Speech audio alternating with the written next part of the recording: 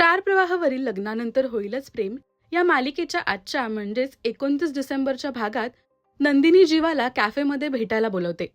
तिला भेटायचं आणि आता गोष्टी ठीक होतील या विचारात जीवा खुश असतो. तो नंदिनीच्या आवडीच्या गोष्टी ऑर्डर करतो. तू नाही डिवोर्स घेणार. तू नक्की माफ करशील. मला माहित होतं जीवानदिनीला कोणीही वेगळं करू शकत नाही. पण मी वेगळं करते या दोन नावांना. आता वेगळं होण्यातच आपलं भलं आहे जीवा.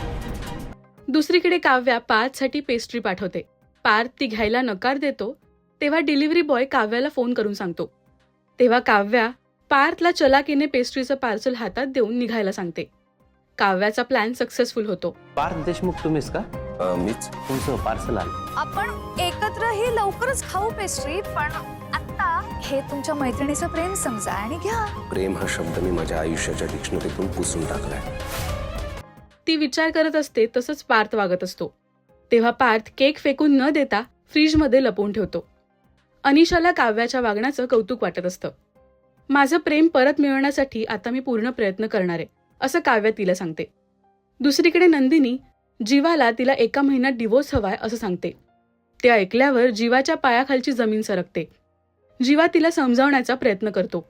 जर मी आधीच आमच्या नात्याबद्दल सांगितलं असतं तर तुम्ही आमचं लग्न लावून दिलं असतं, पण तुम्ही कधीच खुश राहू शकला नसतात.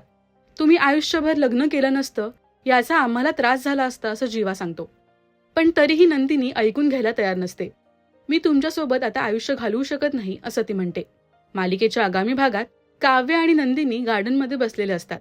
तेव्हा आम्ही खूप एकटी पडले. घरात आई बाबा माझ्याशी बोलत नाहीयेत. तू सुद्धा पाठ फिरवलीयस आणि पार्थ सुद्धा माझ्याशी बोलत नाहीयेत असं काव्या म्हणते. तेव्हा नंदिनीला वाईट वाटतं. दुसरीकडे जेवायला बसलेले असताना पार्थला ठसका लागतो आणि जीवा त्याला पाणी द्यायला जातो, पण पार्थ त्याच्या हातून पाणी घ्यायला नकार देतो.